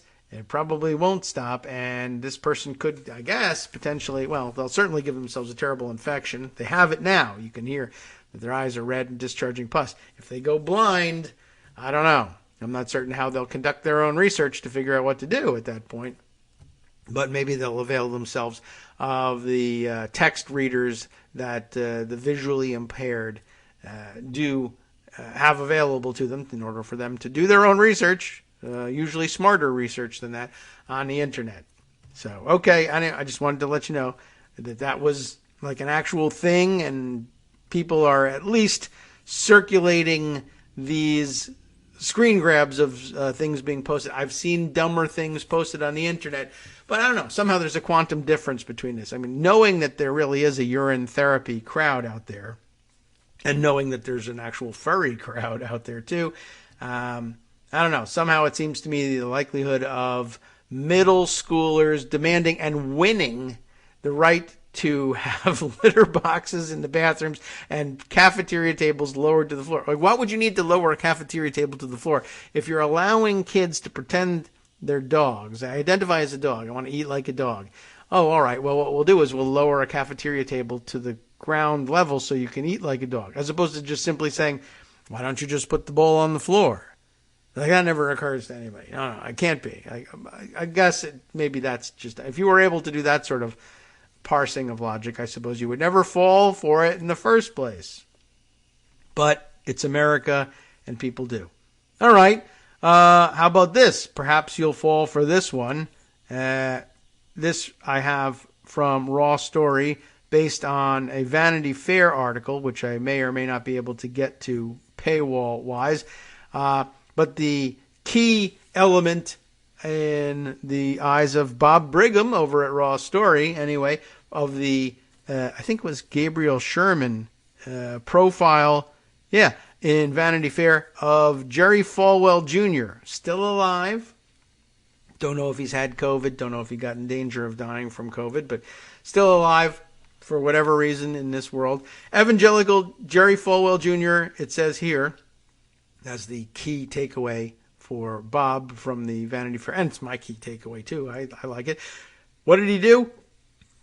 He admits now that he was taking testosterone supplements, which is not a bad thing necessarily to do, but he was doing it in a bid to win his wife back from that pool boy with whom she was having an affair. So the affair, I guess, considerably more serious than they were willing to acknowledge before.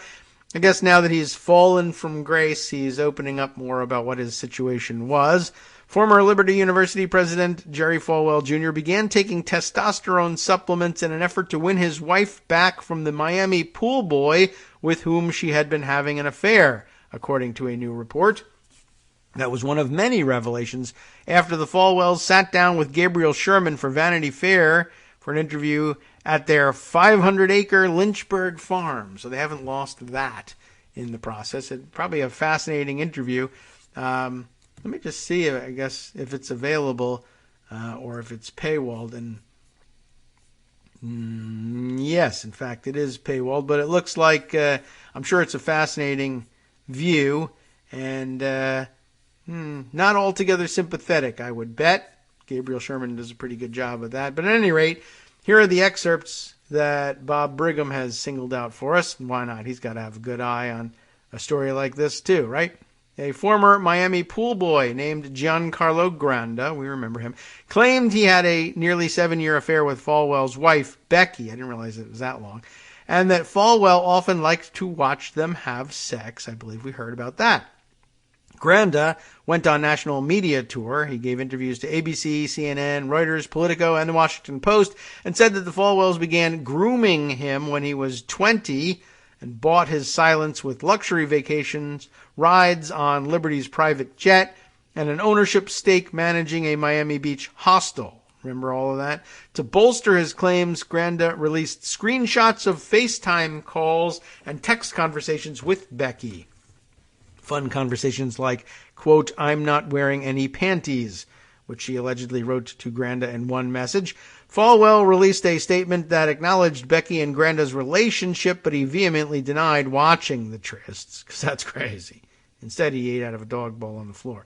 Instead, Falwell said he was the real victim of a Fatal Attraction-type extortion plot after Granda demanded $2 million to keep the affair secret, Sherman recounted. The Falwells recounted how Becky, Falwell, and Granda grew closer in 2012. They swapped love songs over text. Becky said Granda sent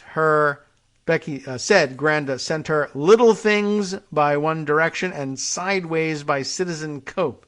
No idea. I'm not up on the pop. They're trading songs. They're more into the pop culture than I am. The evangelicals.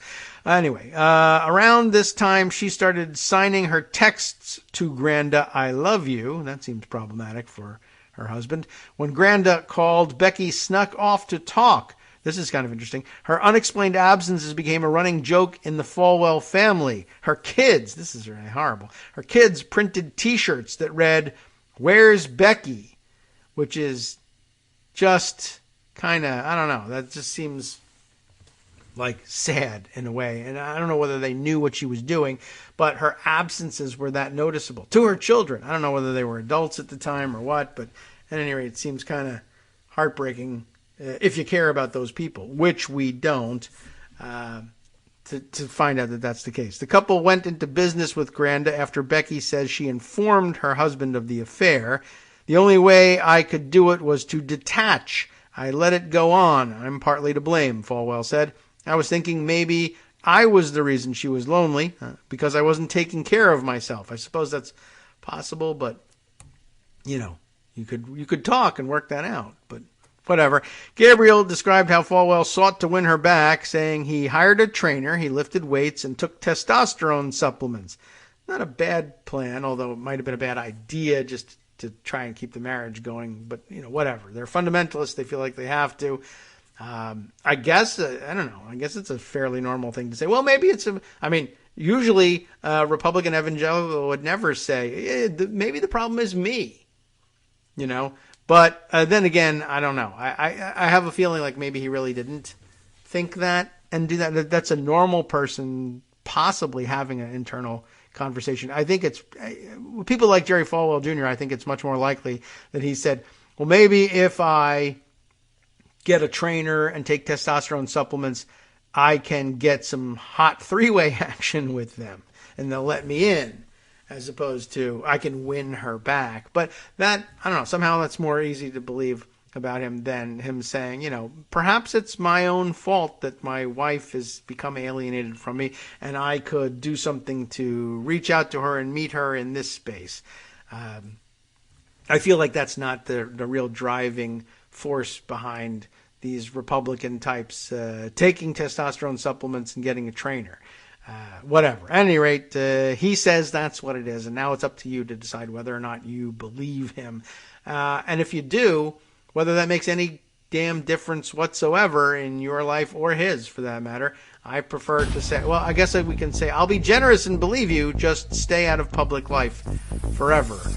But I don't believe that they're going to do that. And they still have that gigantic farm and lots of money, and I don't think they're entitled to that. You should take it and give it to me. Then you can do whatever you want, and I'll believe your story about testosterone supplements. Okay, when we come back, more stupid stuff that has happened around the country, some of which might actually be relevant and real news after this. Hi, I'm Scott Anderson, the guy that writes the daily summary for this show, Kagro in the Morning. Thank you to everyone that supports this show. Many of you send donations through PayPal, Patreon, Square Cash, Radio Public, and so on. Some of you write your own essays and send them in, or read articles with your own commentary. We appreciate it. Now, some of you are listening to this and thinking, I'd like to help, but isn't there something I could do that wouldn't require money or effort? Why, yes, there is. You can just like us. On Daily Kos, they call it the recommend button. YouTube has a thumbs up. There are hearts and likes and love buttons. Tap our love button. Tap our love button every day. Share our shows and summaries on Facebook and Twitter, YouTube and iTunes, Stitcher and Amazon. Most of these places allow you to write a review, so a sentence or two would be great. Recommend us to social media, or tell your friends to listen to the show. You aren't just helping us, you're helping them find their new favorite thing to listen to. You could change the world. So thank you in advance from me and everybody else in the world.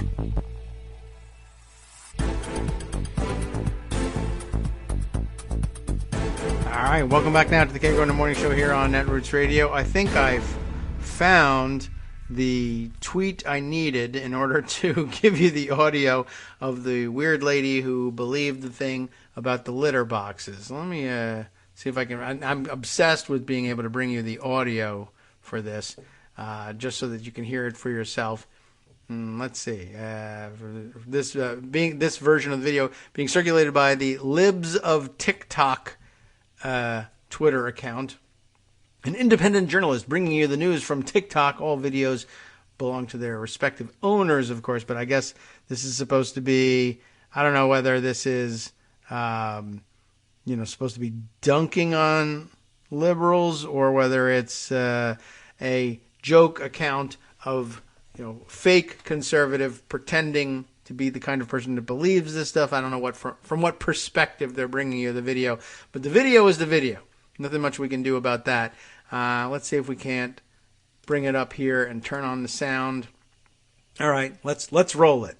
The agenda that is being pushed. Oh, it's very faint. So let's see if I can crank up the volume on this stuff here. Let's see. We're coming through here. We can. There we go. I think boost the volume this way. Will this do it? Maybe this will overdo it. Let's find out if it blasts in our ears. Ready? Be careful, everybody. Back off from the speakers. That is being pushed through our schools is not too good either. Just my opinion, but somewhat nefarious when it comes to some of the activities. So let's talk about furries. It was addressed by a child a couple months ago. That they are put in an environment where there are kids she's all right. She's doing public speaking, so she's stumbling a little bit, and I can understand that. But this was what? By a kid, reported by a kid, brought up by a kid. Environment where there are kids that are. Oh, let me play that again. All right. A couple months ago. I missed that part. Here we go. Activities. So let's talk about furries. It was addressed by a child a couple months ago. That they are put in an environment where there are kids that identify as a furry, a cat or a dog, whatever. And so yesterday I heard that at least one of our schools in our town has in one of the unisex bathrooms, a litter box for the kids that identify as cats. And I am really disturbed by that, and really? I will do some more investigation on that. I know it's going on nationwide. I know it is. It's part of the agenda that's being pushed. I don't even want to understand it. It's being pushed. I know it. I don't even want to understand it, but I will do some research on it. But I think that people need to be aware of it, because I am really upset as a parent that my child is put in an environment like that. But they aren't. You know, I'm all for creativity and imagination, but when someone lives in a fantasy world and expects other people to go along with it, I have a problem with that. So I'm just putting that out there. I will investigate more. And that's good news. She will investigate more. And in the full video, she then turns, she's got a minute left on the clock. They're running the split screen of the clock and the people speaking. And she goes on to talk about the mask mandate or vaccine mandate or whatever it was she was there to complain about in the first place. So anyway, I just thought that was super fantastic to find out that there were really parents who could sit there and do that with a straight face and say she's really concerned about it. I know it's happening nationally. It's just another one of those symptoms of, you know, the mask mania that weirdos and MAGA types and people right in the middle are willing to, you know, subject themselves to. I know this is going on nationwide. I mean, quite honestly, I don't believe this is happening in any one single place ever, anywhere at all, no matter what. But if you told me, all right, it turns out to be true, I would say, well, then please at least tell me it's one crazy place where they made some kind of mistake. They didn't understand what they were being asked to do, and they did this thing, and it turned out to be stupid and horrible. One place, one time, one school, before they figured out what the hell they were being conned into doing. But the idea that I just know that this is going on nationally and I have to put a stop to it. Like, I'm not important, of course. I think this is what psychologically does it. I and my complaint are not important people unless this is a national problem. Otherwise, I'm just one ridiculous moron on the internet.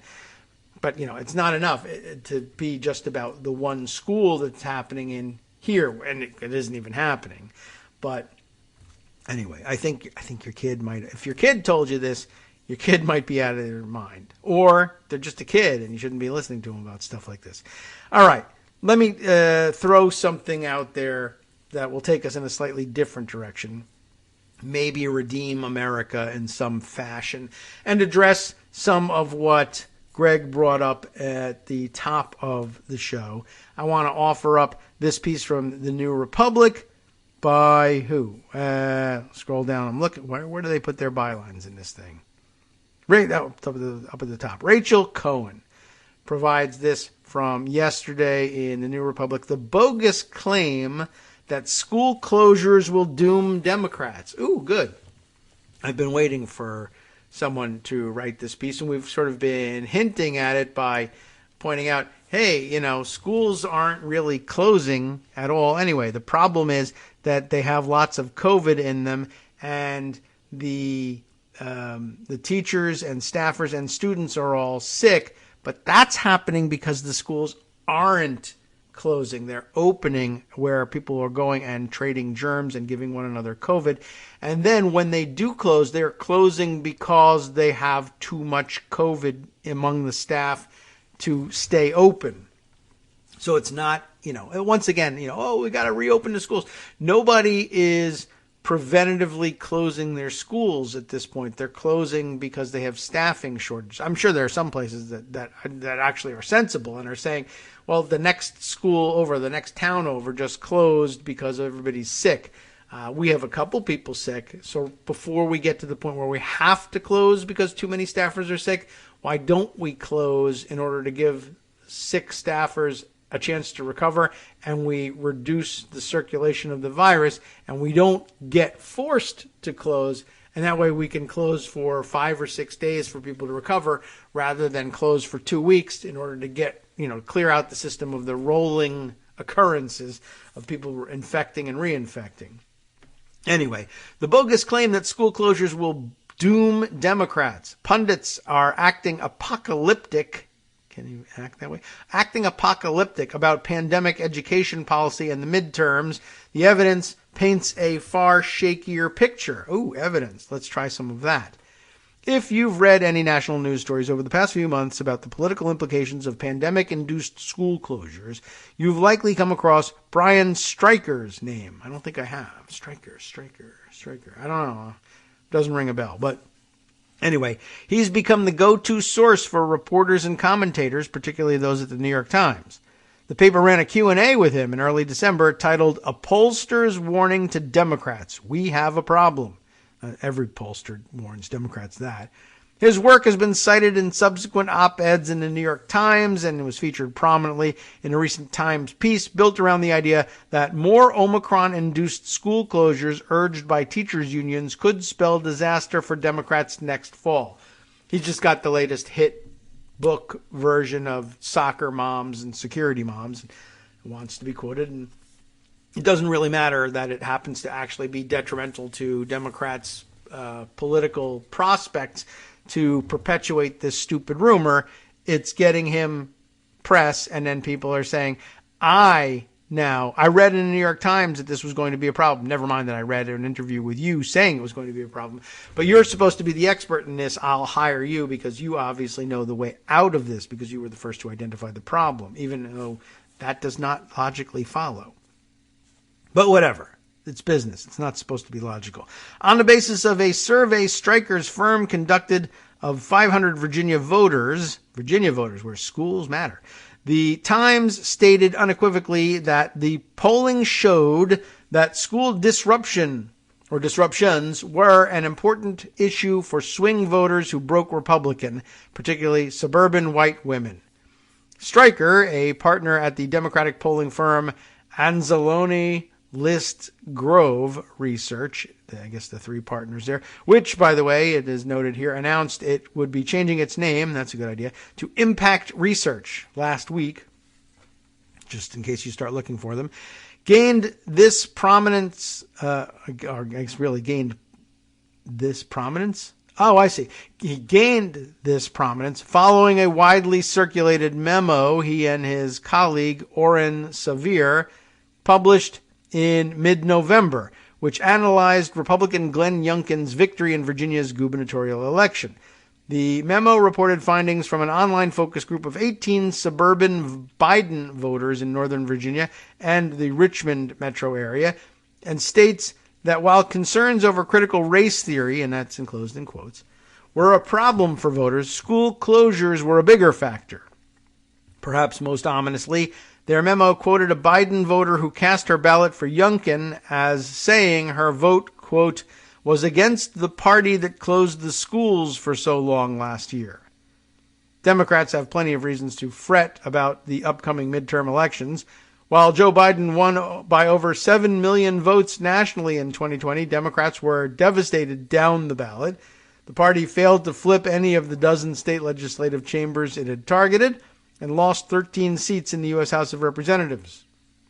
Election analysts attribute Biden's victory in large part to suburban women who loathed Donald Trump, but Trump won't be on the ballot in November. Plus, midterms have historically been bad for the party of first-term presidents.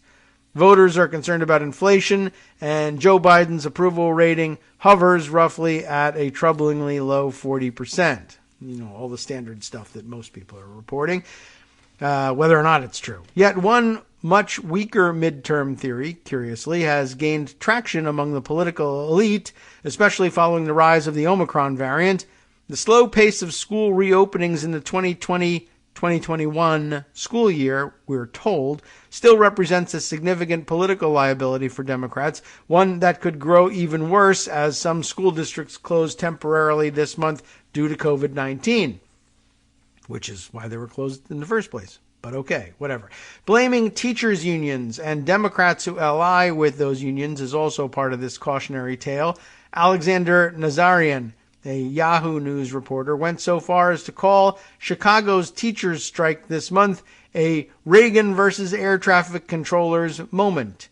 If Biden doesn't stand up to teachers' unions on school closures, Nazarian warned, he loses credibility at a critical time in his presidency. Perhaps because many of the people who lead these conversations are frustrated parents themselves, the idea that school closures will come to haunt Democrats is something that to many of them feels true, or at the very least highly plausible. Life remains logistically and emotionally challenging for parents in countless ways, especially those with kids under 5, and so there's a sense that surely something's got to give. Throughout the first 6 months of the pandemic, many of those same voices also warned that Democrats would pay a steep political cost. That didn't bear out in the 2020 election. The loudest critics have insisted that Democrats will push for a full return to remote learning, despite the truth that most politicians and union leaders have suggested only temporary accommodations as the country weathers the quickly rising and quickly falling Omicron wave of infections. Instead of a practical debate, online discourse creates an artificial dichotomy in which one can only belong to one of two camps, an adherence to complete lockdown until we achieve COVID-0 or a complete return to pre-pandemic normalcy. But outside Twitter and op-ed pages, many surveys and studies have shown that actual parents and voters hold much more nuanced views. They can hate the harms of distance learning while determining when the pandemic has altered how they want to live and school their children. What? They can hate the harms of distance learning while determining when the pandemic... When? Okay, the pandemic has altered how... They can express frustration with their circumstances, but maintain that not all problems have immediate resolutions, and clear villains. That's certainly possible. The latest eruption of the school closure debate has been defined by a bout of amnesia, one that has erased the bountiful evidence of public sentiment from the 2020 and 21 school year. Throughout the pandemic, including during the first few months of 2021, poll after poll showed that most parents and most voters, including the majority of Democrats and independents, were not in favor of sending kids back to K-12 schools full-time, at least until teachers and seniors were vaccinated. In mid-February last year, 74% of Democrats and 54% of independents told Politico Morning Consult that states should wait to reopen until teachers had received the coronavirus vaccine.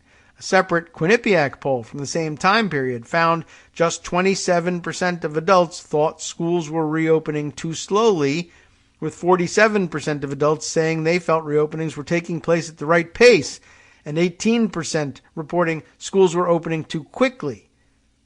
Another February 2021 poll from YouGov HuffPost found just 27% of adults, big pop-up in the way, 27% of adults thought schools should be completely reopened, with 29% backing partial reopening and 30% supporting virtual learning. The findings were consistent when pollsters talked to just K-12 parents. The University of Southern California asked a nationally representative sample of parents in late January 2021, you see, how their child was learning, in person, remotely, or hybrid, and then asked what they would want for their child if they could choose any option.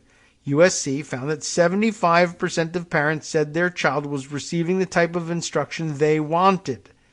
A separate poll, released by the National Parents Union, whatever that is, found that in mid-January, about two-thirds of public school parents were getting the kind of schooling they preferred for their kids, with about 20% wanting more in-person instruction and 10% wanting less. EdChoice, a national school choice group, polled U.S. parents monthly, beginning in May of 2020, about their comfort level sending their child back to school. Parental comfort levels didn't break 60% until April of 2021. So yeah, we're forgetting that we were being asked at the time, do you approve of what's happening? Yes, I do. Now that it's later, what do you feel? How did we do? We made a huge mistake. These terrible politicians should be punished for their horrible mistake of listening to parents. That does sound familiar, doesn't it?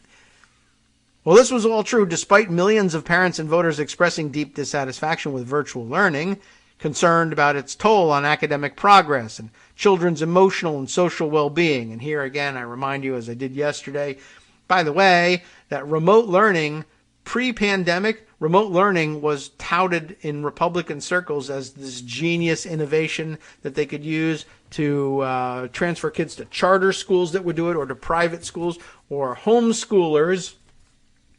It wasn't about, being a one-room schoolhouse in your house and you becoming an educated teacher and teaching them from your experience having learned the curriculum. It was most homeschool situations, I think, are about signing kids up for online learning.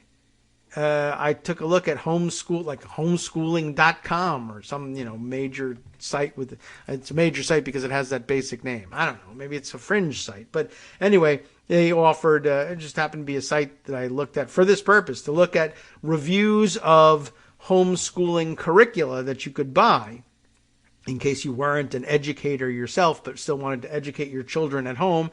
You can buy these curricula, and most of them are online curricula, and your kids are actually instructed by online teachers teaching them. And that was innovative and brilliant and going to create a race of geniuses for homeschoolers pre-pandemic. Then, when everybody else was able to get it for free, by the way, it was suddenly this terrible thing that we had to avoid, and we were going to have a generation of idiots raised with terrible learning loss that we would never recover from.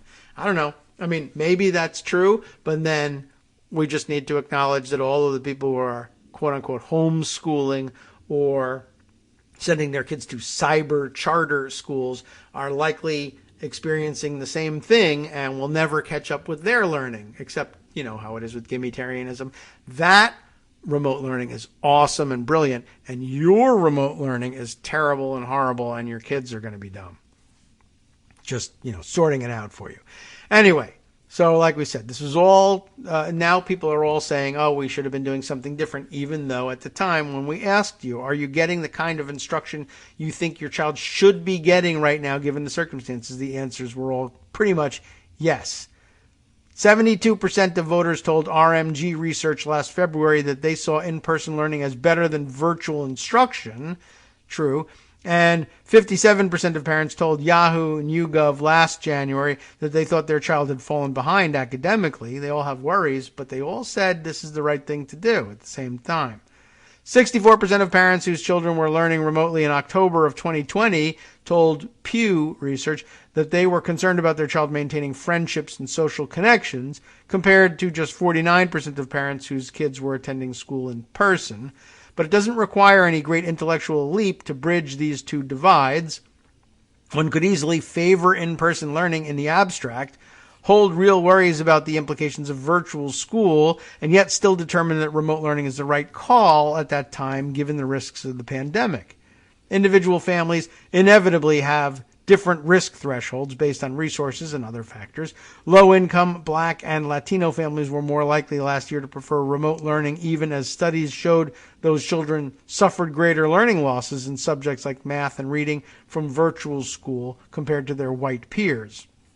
David Houston, it's spelled Houston, whether it's pronounced that way or not is up to him, an education policy professor at George Mason University and the survey director for the annual EdNext survey, told me that was indeed consistent with public opinion research. We asked parents in spring of 2020, fall of 2020, and spring of 2021, do you think your kid is learning more or less or about the same? Folks aren't fools. They certainly don't think their kids were doing well as they would have under normal conditions. But simultaneously, we asked the question about satisfaction with the instruction and activities provided by their child's school, and the rates were really pretty darn high. When kids returned from summer break in the fall of 2021, life looked quite different in most parts of the country. Things were far from normal of what classrooms in 2019 looked like. Delta was circulating, kids were often wearing masks, and individual classes would shut down for a period after a string of positive tests, but the vast majority of children were back learning in school buildings full time. Parental attitudes also lifted. Reputable polling has shown broad satisfaction among parents with having their kids back inside schools and no increase in negative views toward teachers' unions. Surveys have also shown that voters, particularly Democrats and independents, are not holding Democrats responsible for last year's school closures. The University of Southern California's Understanding America survey surveyed parents 4 times during the pandemic, October 2020, when 29% had fully in-person school. April and May of 2021, when 50% were in person. In June 2021, when 79% were on summer break. And October 2021, when 93% were in person. The researchers found that parents' concerns about their child's learning had gone down significantly last fall. When asked about their school's efforts to meet their children's needs, including academically, socially, and mentally, 82% to 91% of parents were satisfied in each area. This level of positivity was consistent across subgroups, they reported, including by race and ethnicity, household income, parental education level, region of the country, urbanicity, partisanship, and grade levels. So what the hell's going on here? Likewise, in a nationwide poll conducted in early December by Global Strategy Group and GBAO, researchers found just 13% of Democrats and 27% of independents described Democrats closing schools as, quote, very concerning school-related issue to them, compared to 60% of Republicans. More Democrats and independents, 17 and 39% respectively, said they were very concerned that Democrats were promoting critical race theory in schools.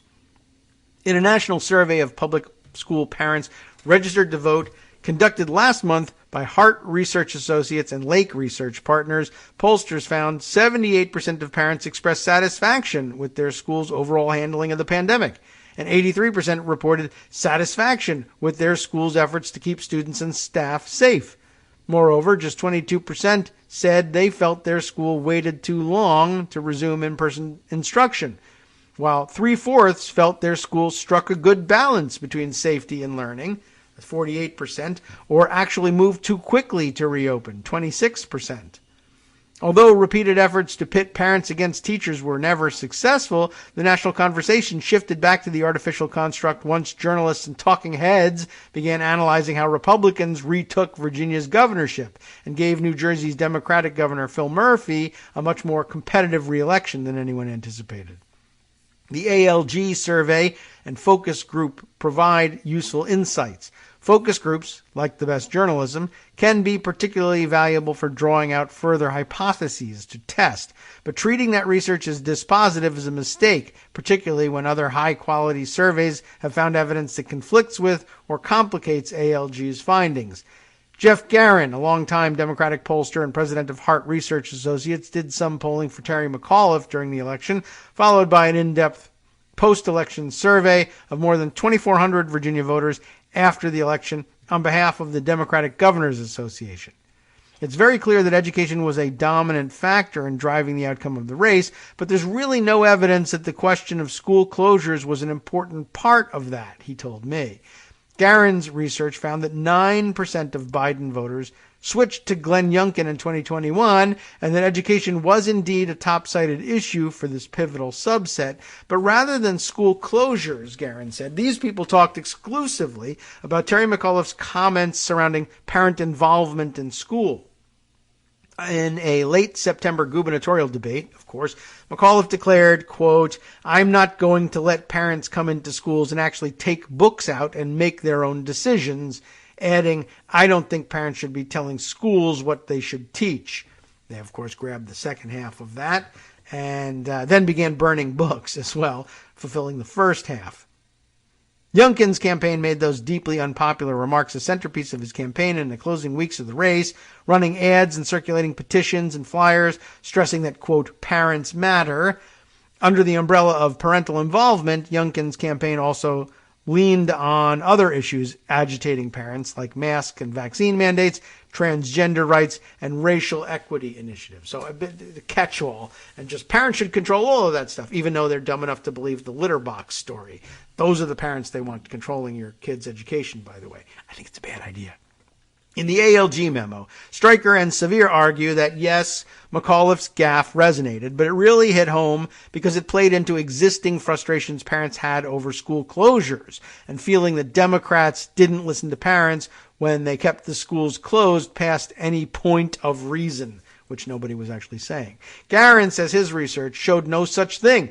It was completely clear in the surveys from the last few weeks of the election and post-election that voters were reacting to McAuliffe's comments, Garin told me. Youngkin put that quotation front and center with an enormous amount of advertising. He and his campaign never related it to school closures. Among the Biden-Youngkin voters, Garin's research found that 54% said McAuliffe's position on the role of parents and schools influenced their vote, and 41% said his position on the teaching of critical race theory influenced their vote. These aren't entirely separate matters, as opposition to CRT becomes heavily associated with Republicans, liberals, and moderates who also feel racial and social justice causes, quote, have gone too far. Late on our music here. We've gone too far with that. Are more likely to glom onto another slogan that allows them to express the same idea without feeling it's so conservative. Christopher Rufo, the Manhattan Institute activist who got Trump to take notice of CRT in the late fall of 2020, has embraced calling their legislative crusade against diversity, equity, and inclusion a parents' movement, and describes their efforts as a push for parental transparency on curriculum. So do take note of that. We're not going to be able to finish the entirety of the article here, but you can see where this is going and reminding us of what the research actually said at the time, and this weird amnesia that we have, and this need to, I guess, make it about school closures. Maybe because, I don't know, maybe because white Americans are embarrassed at having been freaked out about CRT too quickly, or any of the other stupid disagreements that they latched onto. But then again, there was no evidence whatsoever that the parental control and parental transparency thing that they're trying to morph it into now had anything to do with school closures. And yet everybody, that's the most fashionable thing to yell about now. Harry Weiss will tell you, it was all about the school closures, except the evidence is that it wasn't. Anyway, do keep an eye on what Rufo is up to and his overt plan to transfer this into a transparency issue. Teachers need to be transparent about what they're doing. From netrootsradio.com. And fired en masse if they're not, apparently. You've been listening to Kagro in the Morning with David Waldman. All right, like I said, we're a little bit late, so we got to get out of here and hand things over to Justice Putnam for the West Coast Cookbook and Speakeasy. That comes up next. Check out what comes up in his roundup of the news. While NATO hangs back, an armada of Irish fishermen muster to disrupt the Russian naval war games being conducted in Irish territorial waters. Next.